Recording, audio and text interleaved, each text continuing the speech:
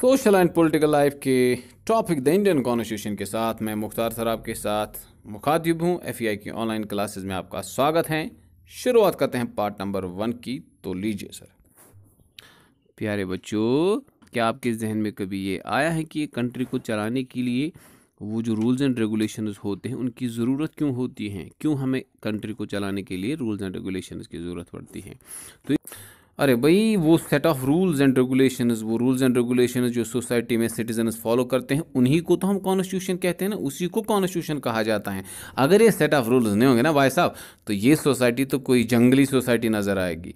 मिसाल के तौर पर अगर आप देखें, हम यहाँ पर इंडिया में जो है लेफ्ट साइड से गाड़ी चलाते हैं, लेकिन अगर रूल्स एंड रेगुलेशंस नहीं होंगे तो यहाँ पर जिसका मन जिस तरफ से चलाएगा चाहेगा वो गाड़ी चलाएगा और अल्टीमेटली एक्सीडेंट्स हो जाएंगे। ये कॉन्स्टिट्यूशन है जिसने हमें समझाया है कि you are suppose to drive your vehicle to the left side of the road. आई बात समझ में? ऐसे ही रूल्स एंड रेगुलेशंस को हम कॉन्स्टिट्यूशन कहते हैं। समझ लेते हैं सर एक एग्जाम्पल से। आपके सामने एग्जाम्पल नंबर 1। ओ तेरी, बॉल फेंका इसने, अंपायर ने क्या किया सर? इसने नो बॉल का इशारा करके फ्री हिट का इशारा दे दिया। क्यों भाई? इस अंपायर को इसके साथ कोई ज़्यादती दुश्मनी है? ना जी ना। अगर आप लाइन को देखेंगे जो रूल्स के हिसाब से हैं, जिसके पीछे से बॉलर को बॉल करनी होती है, इस बॉलर ने क्या किया भाई?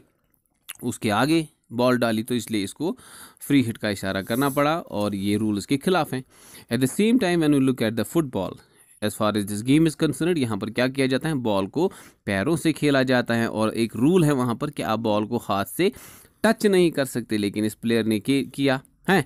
तो ये रूल्स एंड रेगुलेशंस ही हैं जो इन गेम्स के लिए बहुत ज़रूरी होते हैं, वरना गेम तो गेम ही रहेंगी नहीं, ये तो कोई और ही चीज़ बन जाएंगी। अब आपके जहन में ये सवाल आ सकता है कि क्या हमारी सोसाइटीज़ को भी ऐसे रूल्स की ज़रूरत होती है? बिल्कुल होती हैं, क्योंकि हमारी जो सोसाइटीज़ जिनमें हम रहते हैं, इंसान रहते हैं, उसको चलाने के लिए भी हमें रूल्स की ज़रूरत पड़ती है, या जिसको हम कॉन्स्टिट्यूशन का नाम देते हैं, वो बहुत ज़रूरी होती हैं, क्योंकि उन रूल्स के बगैर हमारी सोसाइटी का चलना नामुमकिन है। क्यों? क्योंकि वो सोसाइटीज़ जिनमें रूल्स एंड रेगुलेशंस होते हैं वो बाकी सोसाइटी से एकदम से मुख्तलिफ होती हैं। ठीक है सर। और इसी तरह से अगर हम देखें, बहुत सारे लोग इसमें रहते हैं, उनमें आपसी भाईचारा क्रिएट करने के लिए भी हमें रूल्स एंड रेगुलेशंस की बहुत ज़रूरत पड़ती है। ठीक है, ये कॉन्स्टिट्यूशन कहलाता है। और आपके जहन में ये सवाल आ सकता है कि ये रिटन डॉक्यूमेंट जो होता है रूल्स एंड रेगुलेशंस का, जिसको हम कॉन्स्टिट्यूशन कहते हैं, ये क्यों ज़रूरी है? Why we need this constitution? हमें इसकी ज़रूरत क्यों है? हमें ये क्यों चाहिए? एक डेमोक्रेटिक कंट्री में कॉन्स्टिट्यूशन का होना क्यों ज़रूरी है? इस चीज़ को समझने के लिए हम आपके साथ इस कॉन्स्टिट्यूशन के हवाले से कुछ बात करेंगे। मिसाल के तौर पर ये कॉन्स्टिट्यूशन ही है, ये रिटन रूल्स जो हैं, ये एक आइडियल्स हमें प्रोवाइड करते हैं, एक सोच प्रोवाइड करते हैं, जिसकी वजह से हमें सोसाइटी में रहना होता है, उनको फॉलो करना होता है। ठीक है भाई साहब। इसके अलावा इस कॉन्स्टिट्यूशन की ही मदद से हमें जो है रूल्स मिलते हैं, रेगुलेशंस मिलते हैं, और इसके साथ साथ जो हमें कुछ प्रिंसिपल्स भी दिए जाते हैं जो सोसाइटी में रहने वाले लोगों के लिए बहुत ही ज़्यादा ज़रूरी होते हैं, और उन्हीं बेसिक रूल्स और प्रिंसिपल्स को ही फॉलो करके हमें कंट्री या सोसाइटी में रहना पड़ता है। चलो सर, इसको एक अच्छी तरह से समझने के लिए हम एक नेबरिंग कंट्री जिसका नाम नेपाल है उसकी एग्जाम्पल ले लेते हैं। जहाँ तक बात नेपाल की है, यहाँ पर बहुत देर तक जो है मोनार्की थी, बादशाही निज़ाम था, लेकिन 90s के दौर में लोगों ने भाई साहब जो है बादशाह के खिलाफ एजिटेशन शुरू कर दी और जो है उसके खिलाफ पंगा शुरू कर दिया, एजिटेशन शुरू कर दी। अल्टीमेटली जो है वहाँ पर कॉन्स्टिट्यूशन आ जाता है 90s के दौरान, लेकिन लोगों के इतने एजिटेशन के बाद भी ऐसा कॉन्स्टिट्यूशन लाया गया जिसमें फाइनल अथॉरिटी किंग को रखा गया। ठीक है, लेकिन लोग इससे खुश नहीं थे और उन्होंने फिर से एजिटेशन शुरू कर दी, और अल्टीमेटली 2006 में यहाँ पर एक नया कॉन्स्टिट्यूशन लाया जाता है, एक डेमोक्रेटिक निज़ाम कायम किया जाता है जिसमें फाइनल अथॉरिटी किंग के बजाय लोगों को रखा जाता है। यानी आप कॉन्स्टिट्यूशन लाया गया जो पूरी तरह से लोगों का बनाया हुआ था, या लोगों के लिए था। और आपके जहन में सवाल उठ सकता है कि लोगों ने पहला कॉन्स्टिट्यूशन क्यों रिजेक्ट किया? इसमें लोगों के आइडल्स जो है वो रिफ्लेक्ट नहीं करते थे। हाँ, इसमें फाइनल अथॉरिटी किंग को रखा गया, जो वो चाहता था, जिस तरह से चाहता था करता था। ये एक डेमोक्रेटिक कंट्री में नहीं होता है। तो इस तरह से एक डेमोक्रेटिक कंट्री आ जाती है नेपाल में, लोगों के रिप्रेजेंटेटिव, और ऐसा कॉन्स्टिट्यूशन आ जाता है जो पूरी तरह से लोगों के लिए ही बनाया जाता है, जिसमें किंग का कोई हाथ रहता ही नहीं है, लेकिन इसको हासिल करने के लिए वहाँ के लोगों को बहुत ज़्यादा स्ट्रगल करना पड़ता है। जहाँ तक बात कॉन्स्टिट्यूशन की है, ये कुछ एक ऐसा पॉलिटिकल सिस्टम होता है जिसकी वजह से कंट्री को चलाया जाता है, ठीक है। लेकिन इसको चलाने के लिए एक ख़ास निज़ाम को फॉलो करना पड़ता है, हमें अपने रिप्रेजेंटेटिव्स चुनने पड़ते हैं इलेक्शन के ज़रिए से। हाँ, तो एक बाज़ाब्ता एक सिस्टम होता है इस कॉन्स्टिट्यूशन को इस्तेमाल करने के हवाले से, अपने रिप्रेजेंटेटिव्स को बनाने के हवाले से पहले अपने रिप्रेजेंटेटिव चुनने पड़ते हैं, ठीक है। और अक्सर देखा जाता है कि जो रिप्रेजेंटेटिव्स हम इलेक्ट करते हैं वो कभी कभी अपना जो है पावर मिसयूज़ करते हैं। इस चीज़ को समझने के लिए हम एक क्लासरूम की एग्जांपल ले लेते हैं। यहाँ पर जो मॉनिटर है क्लास का, राजू, उसके अच्छे रिलेशंस नहीं हैं रहीम के साथ, जो उसका क्लास में है, उसका क्लासमेट है। लेकिन अब चूंकि ये राजू जो है क्लास मॉनिटर हैं, इसके पास अथॉरिटी हैं, ये अक्सर इस रहीम के हवाले से अब गलत जो है इंफॉर्मेशन अपने टीचर्स को दे देता है, जिसकी वजह से अक्सर रहीम जो है भाई साहब वो पुनिशमेंट का शिकार हो जाता है। तो यहाँ पर हमें ये पता चलता है कि जो राजू हैं वो अपने पावर का मिसयूज़ करता है। Got it. In the same manner when you look at the political system, जो डेमोक्रेटिक निज़ाम होता है, यहाँ पर भी कभी कभी जो पॉलिटिकल लीडर्स होते हैं अपने पावर का मिसयूज़ करके लोगों को बहुत ज़्यादा जो सताते हैं या उनको बहुत ज़्यादा परेशान कर देते हैं। अब आपके जहन में सवाल आ सकता है कि ऐसी चीज़ों को कैसे रोका जा सकता है, ठीक है। इसके लिए एक ही तोड़ है, that is the constitution. Okay, क्योंकि कॉन्स्टिट्यूशन जो है वो सबसे सुपीरियर होता है और इसमें कुछ रूल्स एंड रेगुलेशंस दिए जाते हैं जिसकी वजह से हम इस पावर को प्रोटेक्ट या लोगों को प्रोटेक्ट कर सकते हैं। तो इंडियन कॉन्स्टिट्यूशन की अगर हम बात करें, यहाँ पर जो वेज हैं जिनकी मदद से हम लोगों को बचा सकते हैं वो है फंडामेंटल राइट्स। फंडामेंटल राइट्स ही की वजह से हम इन पॉलिटिकल लीडर्स के पावर को कर्व कर सकते हैं। जैसे यहाँ पर you are not suppose to discriminate the people of India on the grounds of religion, race, caste, gender, birth place etcetera. आप किसी भी सूरत में लोगों के दरमियान फ़र्क नहीं कर सकते हैं। ये these are the fundamental rights of the Indian citizen. हम सोसाइटी में माइनॉरिटीज़ को किस तरह से प्रोटेक्ट कर सकते हैं, पहले माइनॉरिटीज़ को समझने के लिए हम एग्जांपल ले लेते हैं। इस क्लास टीचर ने अपने बच्चों को एक्सकर्शन के लिए लिया और वहाँ पर उनको खेलने के लिए कहा।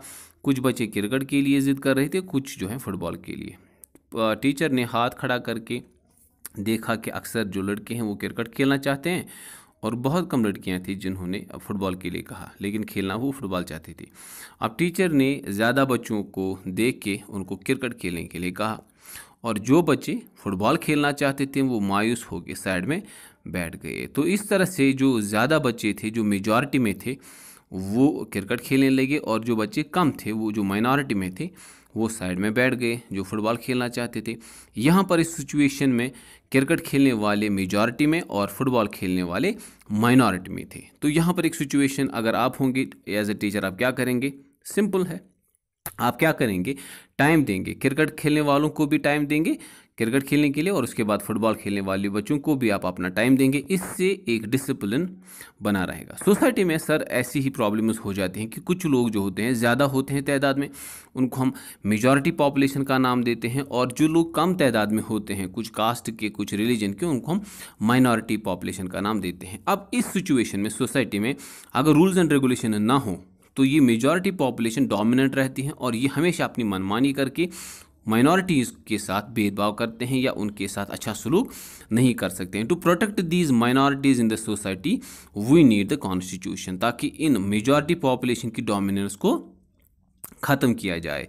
And because of this there are certain specific rules meant for the minorities in the constitution। ठीक है सर, कॉन्स्टिट्यूशन का होना इसीलिए ज़रूरी है कि हम हर किसी किस्म के लोगों को सोसाइटी में इंसाफ दे सकें। एक और एग्जांपल हमारे पास हैं रानी के घर वालों की। संडे का दिन है, सारे घर वाले जो हैं टीवी देख रहे हैं, मैच देख रहे हैं, सारे खुश हैं।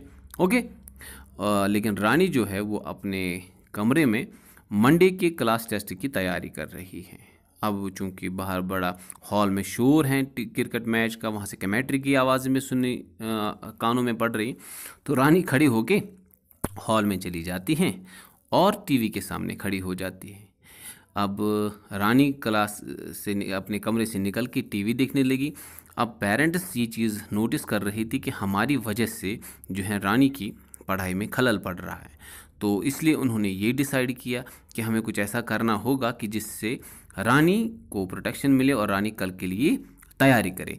तो सब ने, या खासकर इसके पेरेंट्स ने डिसाइड किया कि हम टीवी ही बंद करेंगे।